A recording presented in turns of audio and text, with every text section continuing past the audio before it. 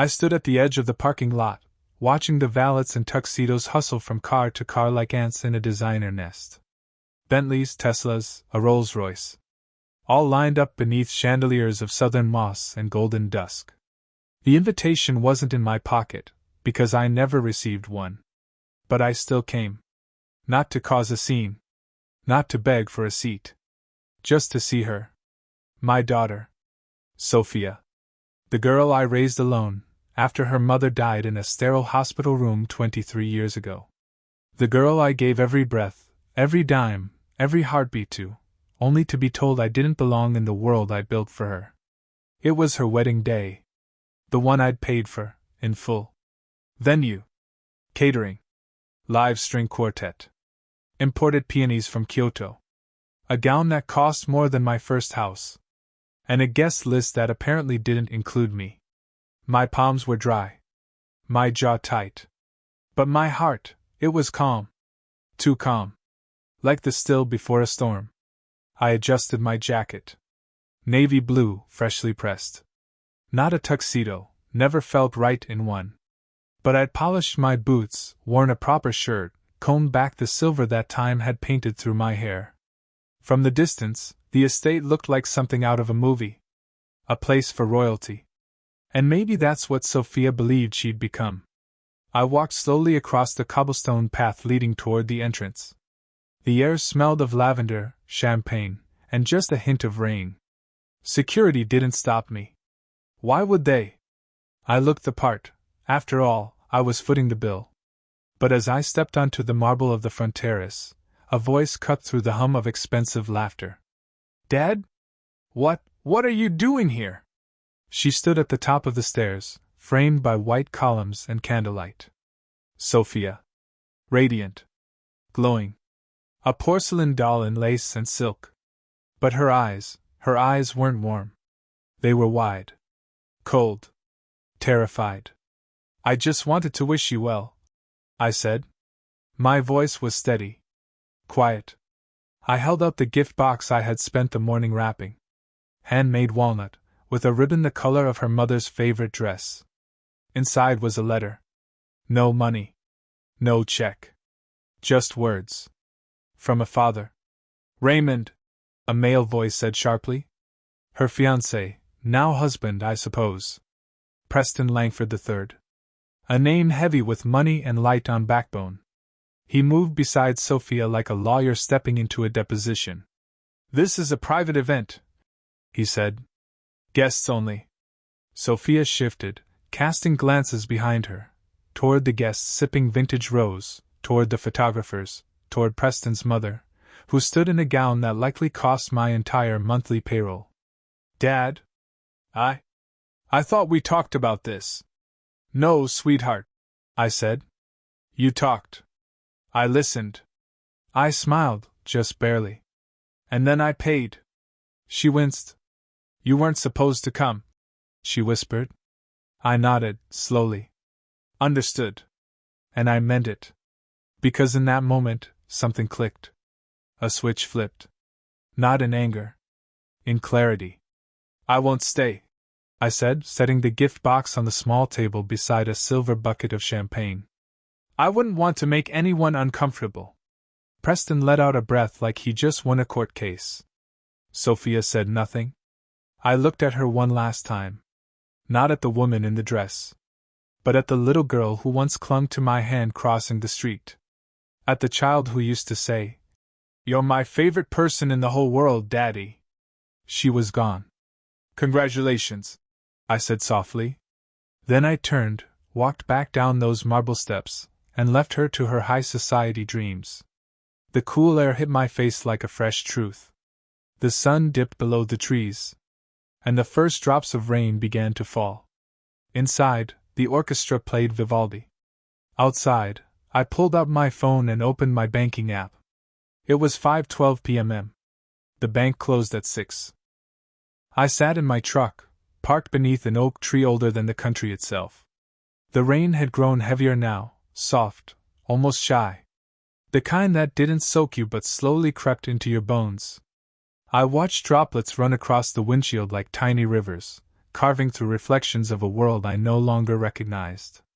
On the passenger seat sat a printed itinerary. Sophia's wedding schedule, color-coded and laminated. I'd received a copy, of course. For payment purposes. The florist. The caterer. The four-piece orchestra. The custom eye sculpture of swans kissing. All approved by me. All paid for by me. But apparently not one of those dollars had purchased an invitation. I tapped the screen of my phone, opened my banking contacts, and scrolled to a familiar name. Anderson and Green Financial Services. Tap. Ring. Mr. Bennett. A chipper voice answered. Always a pleasure. What can we do for you today? I cleared my throat gently. I need to speak to someone about halting payment authorizations tied to the Langford Bennett wedding. There was a brief silence. Then the voice turned cautious. Yes, sir. That's quite a list. Do you want to begin with a category? All of it, I said. Venue, florals, entertainment, catering. I want to initiate a full stop payment procedure on every outstanding transaction related to today's event. Another pause. Longer this time. Mr. Bennett, some of those charges are substantial. Over 6 figures. Are you absolutely certain? I looked out the window. Guests in gowns and tuxedos were still arriving, shielded under umbrellas by uniformed attendants. They looked like they belonged there. Like I never did. Yes, I said. I'm certain. Very well. I'll need you to confirm with 2-factor security. I'm sending a code to your phone now. Buzz. I typed the 6 digits without flinching. Confirmed, I said. And while you're at it, flag any new attempted withdrawals from that budget. Nothing goes through unless I approve it directly. Understood. As the call ended, I sat there in silence. Not triumph. Not vengeance. Just silence. Because it wasn't about making a mess. It was about cleaning one up. For too long, I had allowed love to blind me to the truth. That giving someone everything doesn't guarantee they'll value anything. I'd taught Sophia how to expect, but not how to appreciate. That ended today. Through the rain-streaked glass, I watched 2 white catering vans pull up behind the estate. Staff moved briskly, unloading trays of hors d'oeuvres and polished silverware. I dialed the catering company. A young man named Chase answered. Crescendo Catering, this is Chase. How may I help you? This is Raymond Bennett, I said. I'm calling regarding the Langford Bennett wedding currently in progress. Oh yes, sir. We're just setting up the cocktail hour. Everything's running beautifully so far. I'm afraid there's been a financial change, I said. Payment authorization for your services has been revoked. You'll want to begin packing up. Dead silence. Then confusion. Then the usual stammering. But, sir, the entree is about to be plated. Then I suggest you move quickly, I said calmly. Protect your equipment. Recover what you can. I won't be responsible for further losses. He didn't argue. Smart man. Next call, the florist. Magnolia and Vine. A woman with a voice like honey answered. Oh, Mr. Bennett. The orchids were delivered this morning. The bride was over the moon. She may not be for long, I said. And I told her what she needed to hear. Professionally. Without emotion. Just facts. By the time I hung up, my dashboard clock read 5:38 p.m. 22 minutes until the bank closed. I made 3 more calls. Music. Photography. Table linens. Each conversation followed the same pattern. Polite. Firm. Final. Outside, the rain continued to fall. Inside, somewhere behind those tall estate windows, Sophia was probably laughing. Toasting champagne with Preston's father. Dancing with her new in-laws beneath chandeliers bought with my sacrifice. Blissfully unaware that the floor beneath her fairy tale was already cracking. The gift box I'd left at the door sat unopened. But the real gift. It had just begun. The first sign was the silence. Not dramatic. Not sudden. Just, a missing note. Inside the ballroom, the string quartet stopped mid-melody.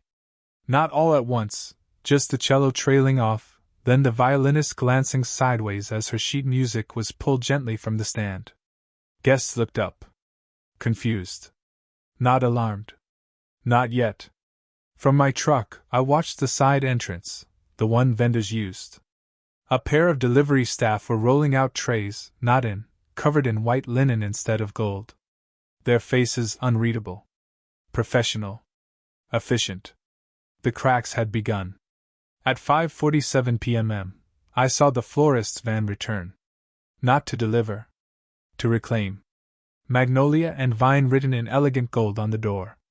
The same lettering Sophia had insisted looked classy but understated. Susan, the florist I'd spoken to, stepped out with two assistants in matching charcoal aprons. They didn't hesitate. Didn't ask permission. They walked straight through the estate's side entrance, carrying large plastic bins lined with foam and velvet padding. From the outside, it looked like any event reset. To the inside, it would feel like a mistake. A glitch. A disturbance in the perfect harmony. But that's how it starts. Every collapse. Quiet. Orderly. Until it isn't. By 6:01 p.m., the ballroom was in motion. Not dancing. Not celebration. Confusion. A centerpiece, orchids, calla lilies, soft white peonies, was removed in full view of the guests. One by one, table arrangements vanished into bins like memories being erased. I imagined Sophia seeing it. Her wedding planner probably rushing to handle it. Preston trying to pretend it wasn't happening. His mother whispering something sharp and urgent. But nothing could stop it now. Because this wasn't sabotage. It was protocol. No payment, no product. No respect, no presence. At 6:10, I saw the catering van turn around. They hadn't even served dinner. Only drinks and appetizers. Guests had just started getting tipsy. Now the bar was being shut down. Wait staff walking briskly back to the truck, carrying trays still half full. Sophia's dream wedding, the one I'd financed down to the imported ice cubes, was unraveling thread by thread. Not because I wanted to ruin it, but because I was done paying for a seat I wasn't allowed to sit in. Done paying to be invisible. A text buzzed on my phone. Dad? Something's going on. Flowers are being taken away. Call me. Sophia. I didn't reply. She hadn't called me Dad in a long time. Not when it mattered. 5 minutes later, another message. Vendors are saying payments were cancelled. Is this true? What's happening? Preston's furious. People are watching. Then, a second later. Tell me this isn't you. I stared at the screen. I could see her in my mind, standing at the center of that ballroom, wrapped in lace and confusion, her voice just slightly higher than usual, trying to maintain composure. A lifetime of privilege, suddenly, questioned. And in the background, guests whispering. Silverware pausing midair. Phones being raised. The illusion cracking. And still, I said nothing. Because some lessons aren't learned in comfort. Some awakenings only happen when the noise stops and the silence gets too loud to ignore. The final sign came at 6:22. The estate's event coordinator, a thin woman with a clipboard and an apologetic smile, stepped to the DJ booth and unplugged the sound system. The room fell silent. No music. No toasts. No clinking glasses. Just silence and questions. Sophia's perfect world had gone mute. And for the first time in her life, she would have to face the answer to a question I should have asked long ago. Who are you when no one is paying for the stage you're standing on? I'd had it made 6 months ago. A small sterling silver pendant, shaped like a crescent moon, engraved with a single word. Always. Sophia used to say that to me. Daddy, I'll love you always. She was 6 the first time she whispered it into my ear after I tucked her in. She was 27 the last time she used the word, but this time, in a wedding invitation she never sent. The pendant was inside the wooden box I left at the door. nestled in dark velvet beside a letter I wrote by hand, the old way, with ink and memory. I didn't know if she'd open it. I wasn't sure if it mattered anymore. But something in me hoped she would. Because inside that box wasn't a gift. It was a mirror. Inside the ballroom, the chaos began to ripple. First in whispers. Then in gasps. Then in phones. Dozens of them. Raised. Recording. Guests filming as catering trays were wheeled out mid-sentence. As centerpieces were packed away like borrowed props. As the violinist unplugged her mic and simply walked off stage. Somebody near the head table shouted, "What the hell is going on?" And then there it was. The voice. Her voice. "Dad? Dad, where are you?" I watched her storm through the ballroom doors, gown trailing behind her like a shattered wave of silk. The expression on her face, not rage. Not yet. Just disbelief. Fear, wrapped in confusion. She stood under the archway, scanning the courtyard, mascara slightly smudged, lips trembling. And then her eyes locked on the valet stand. The one where my truck had been. But it wasn't there anymore. I'd moved it across the street. I wanted to see, but not be seen. My phone buzzed. A new text. Not from Sophia. From Catherine Langford. Preston's mother. "Mr. Bennett. I believe this has gone far enough. You are humiliating our families." Another message followed seconds later. "Your daughter made a mistake. One that could have been handled privately. Instead, you've made a spectacle. We expect an immediate correction." No greeting. No grace. Just entitlement in pearls. I read the messages once. Then again. And finally I smiled. Because now I understood exactly where Sophia had learned the art of dismissal. It wasn't just the man she was marrying. It was the world she was marrying into. Back in the ballroom, a woman in a red dress was live streaming. Her phone held high as she narrated. "So this is the wedding of the season, right? Except half the vendors are packing up because the payments just vanished?" A man next to her added. "They said the bride's dad canceled everything. What kind of father does that?" I could have answered that. A father who spent 27 years giving. And was finally, for once, choosing not to. Inside the unopened box was more than silver and paper. There was also a tiny folded photo. From a disposable camera. Taken during a camping trip when Sophia was 9. She's wearing oversized sunglasses and holding a s'more with both hands, laughing mid-bite.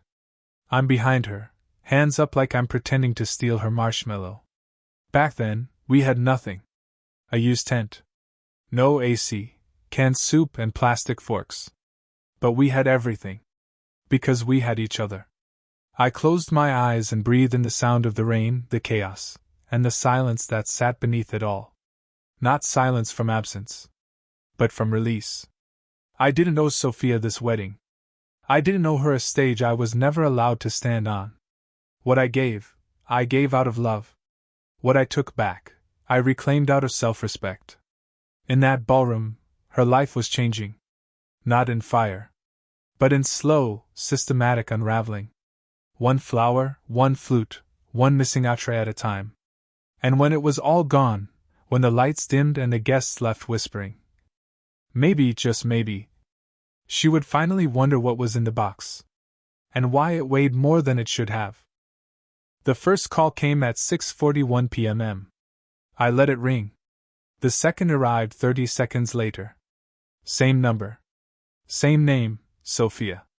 I watched the screen glow in the dim cabin of my truck. The image attached to her contact, one of her college graduation photos. Cap tilted, laughing at something I'd said just before the camera clicked.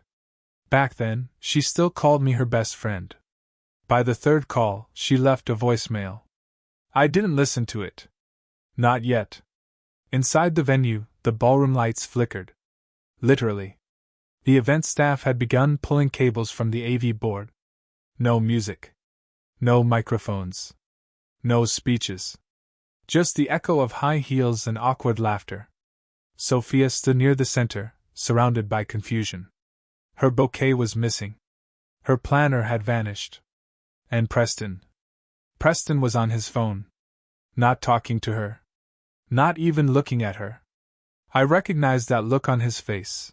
I'd seen it in business deals that were going south. Not anger. Calculation.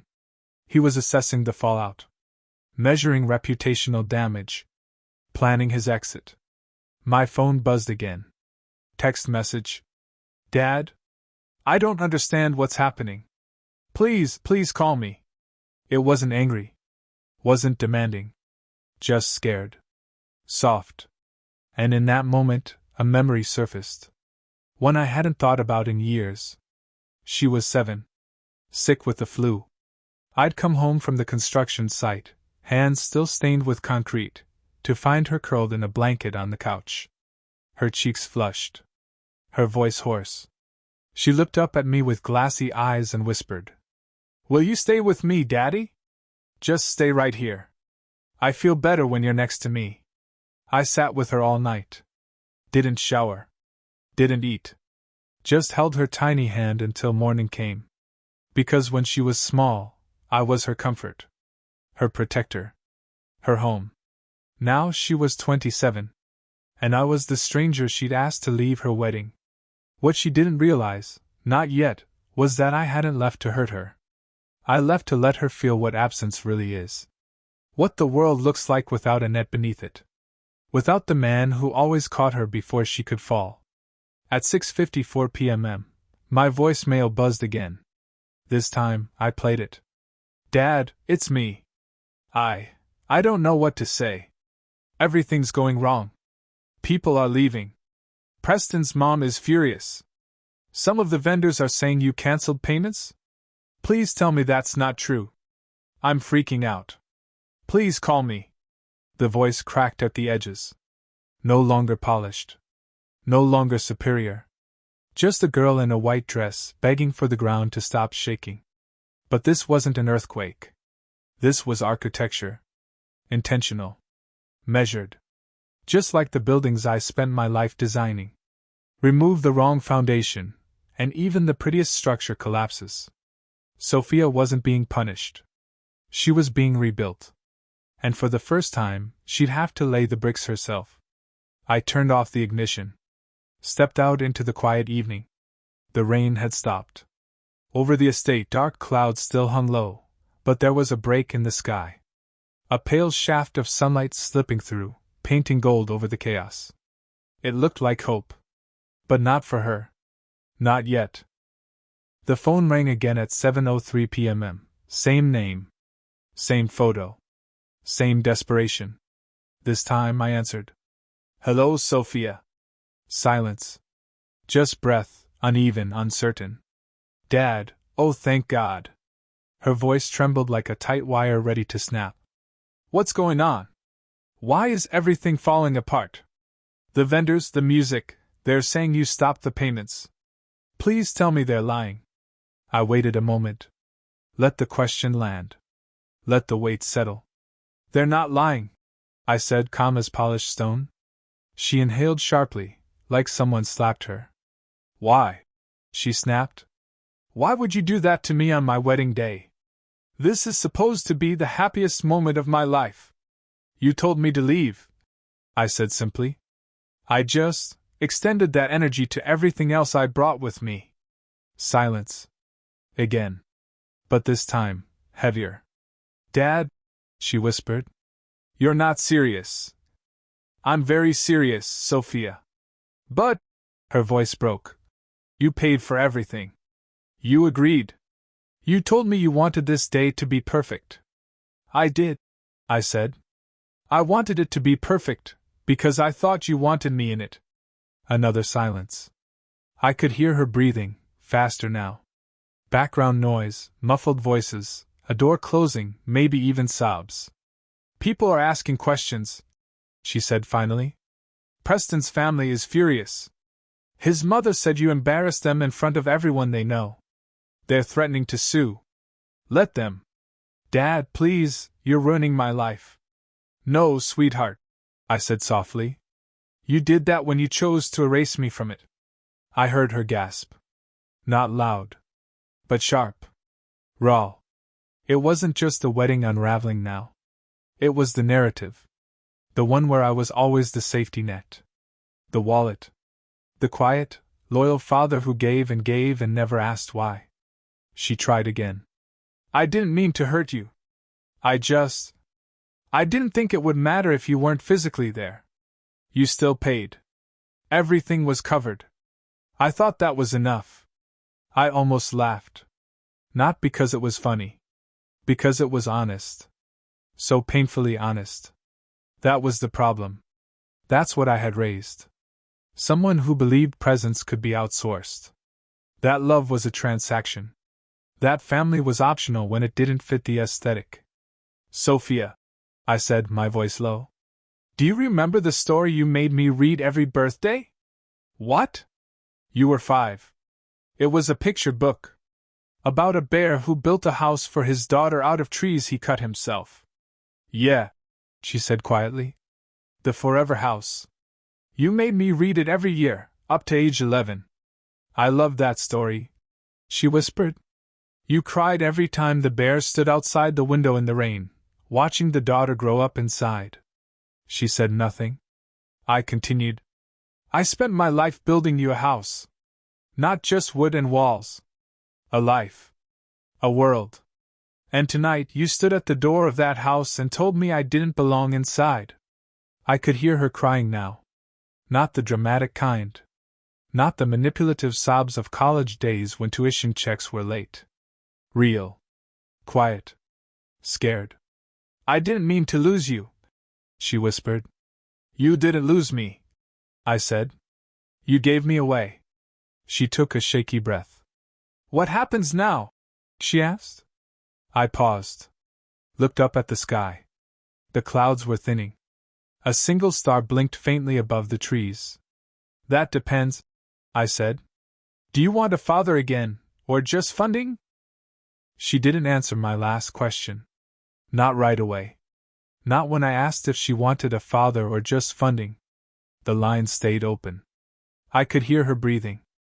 And for the first time since she was a child, Sophia had nothing to say. That silence said more than any apology ever could. I ended the call. Not angrily. Not coldly. Just, finally.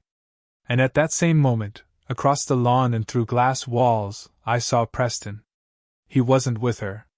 He stood in the far corner of the ballroom, phone to his ear, his tuxedo jacket off, sleeves rolled up, like a man who'd been pulled into a business meeting he didn't want to attend. His father was beside him. His mother pacing. And Sophia? She was alone. Standing near the flowerless altar, arms wrapped tightly around herself as if her designer gown couldn't keep out the cold anymore. No bridesmaids. No music. No smiles. The guests were thinning. The chairs were half empty. And the photographers had stopped shooting. They didn't want pictures of a collapse. Too messy for the album. Preston finally hung up and walked toward her. I couldn't hear what he said, but I saw the look on her face when he spoke. It wasn't rage. It was that small, barely visible shatter. The crack just before the vase falls off the shelf. Her mouth opened, closed. She reached for his hand. He didn't take it. Then he turned. And walked away. That's how it ends sometimes. Not with screams. Not with slammed doors. But with one person walking toward the exit, and the other realizing no one's following them back in. Inside the ballroom, a staff member dimmed the chandeliers. It was over. Not officially. Not yet. But the lights always know before we do. Meanwhile, my phone buzzed again. This time, a news alert. Breaking. High-profile spoken wedding disrupted mid-ceremony after vendor walkouts. Sources claim father of the bride cancelled six-figure transactions hours before reception. Beneath it, a blurry screenshot from a guest's Instagram story. Sophia mid-sentence. Orchids being removed behind her. Caption. She looks like she just realized daddy's not footing the bill anymore. And just like that, the story had left the room. Gone public. I didn't smile. Didn't feel victorious. This wasn't victory. It was reckoning. And the world was about to watch a very expensive fairy tale dissolve, not because of vengeance, but because of entitlement without roots. Across the ballroom, Sophia sank slowly into a white velvet chair. Still beautiful. Still dressed like royalty. But suddenly, very, very small. The ballroom was nearly empty now. Scattered petals, half-melted candles, an abandoned champagne flute tipped sideways on the gift table, spilling quietly onto ivory linen. Sophia sat alone. No groom. No planner. No spotlight. Just silence, the kind she'd never known before. Outside, the rain had stopped. But the air inside still felt heavy. Almost sacred. A staff member cleared his throat gently beside her. "Ma'am, your father left this earlier. Should we store it with the other gifts?" He held out the wooden box. Simple. Unlabeled. Sophia stared at it like it might burn her fingers. She took it slowly. Nodded. Didn't speak. And when the staffer left, she just sat there, holding the weight of everything she'd avoided for years. She set the box on her lap. Ran her fingers across the smooth walnut surface. No ribbon anymore. It had come loose in the chaos. She hesitated. Then opened it. The hinges creaked slightly. Inside, a folded piece of cream-colored stationery. A photo. And something silver, gleaming against the dark velvet lining. She picked it up. The pendant. A small crescent moon. Simple. Elegant. The kind of thing only someone who truly knew her would choose. Engraved on the back, in her father's careful script. Always. Her breath caught. Tears welled instantly, uninvited, unapproved. She unfolded the letter next. And read. Sophia. I don't know if you'll open this. Or when. But I wanted to give you something no one else here can. Not flowers. Not jewelry. Not a show. Just truth. You were 3 when you asked me if the moon ever got lonely. That night I told you, no, because the stars are always nearby. But what I didn't say is that sometimes stars drift away. And even the moon needs to learn how to shine alone. I've watched you build a beautiful life. But somewhere along the way, you stopped looking back. I hope this pendant reminds you of what love is when no one's watching. Not diamonds. Not applause. Just quiet loyalty. You may not have wanted me at your wedding. But I was there, Sophia. Every step. Every dollar. Every heartbeat. And I'll be here still. Just not the way you're used to. Love. Dad. She folded the letter with shaking hands. Pressed it to her chest. The tears came freely now. No makeup left to protect. No image left to curate. The wedding was over. The guests were gone. Even the man she married had stepped into the shadows. But in her lap, a crescent moon still glowed. Soft. Steady. Unmoving. And for the first time in her adult life, Sophia missed her father. Not the funding. Not the fixer. Not the man behind the transactions. The man who held her when she was sick. Who clapped louder than anyone at her 4th grade play. Who read The Forever House every single year. And who, today, had finally stopped holding her world together. Outside, night had fallen. Clean. Still. Sober. Sophia sat alone under the altar she once called perfect. And quietly whispered into the darkness. I want to come home. The phone rang at 9:18 p.m. Not immediately after the wedding ended. Not in the heat of panic. Not while emotions still boiled. She waited. Waited until the silence hurt more than her pride. When I saw her name light up my screen, I stared at it for a full 5 seconds. Then I answered. Hi, Sophia. She didn't speak at first. I could hear ambient noise, a hotel hallway maybe. Footsteps. Distant voices. And then, her. Hi, she said barely above a whisper. Not dramatic. Not rehearsed. Just raw. Where are you? She asked. Home. A pause. Are you alone? Yes. Another pause. Can I come over? I didn't say yes right away. Not to be cruel. But because this time, my silence had to mean something too. Why? I asked softly. I don't know, she said. Maybe because everywhere else I thought I belonged disappeared tonight. That answer hit harder than any apology. 40 minutes later, I heard the gravel in my driveway crunch under tires. Not a limo. Not a black car with a driver. Just a taxi. She stepped out still in her wedding dress. No bouquet. No husband. Just her. Mascara smudged. Heels gone. Holding the walnut box like it was the only thing left in the world that made sense. I opened the front door before she could knock. We didn't hug. We didn't cry. We just looked at each other for a long, heavy second. She took a breath. I opened the box. I figured, I said. She held up the pendant. You kept it simple. I nodded. Love usually is. Until we complicate it. Inside, she sat at the kitchen table where I'd served her grilled cheese after her first heartbreak. Where she used to draw suns with crayons while I calculated payroll. Where her mother once sat and braided her hair before school. I made tea. Not because I knew what to say.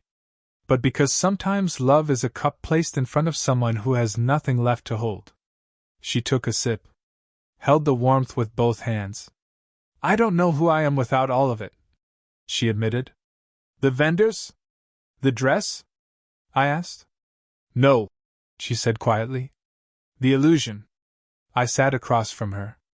That's the beginning, not the end. She looked at me like a child again. Not helpless. Just stripped down to something honest. I don't know how to fix this, she said. I leaned forward. You don't fix it, Sophia. You live through it. You show up. You work. You ask better questions. You listen more than you speak. She wiped her eyes. I'm scared. So was I said. When your mother died. When you were 3 and asked if she was still in the stars. I didn't know what to say then either. She looked down. I said something selfish tonight, she whispered. I said you didn't belong. I nodded. I heard you. I didn't mean it. But you believed it, I said. That's what hurt more. She looked up. Do you believe I can change? I took a long breath.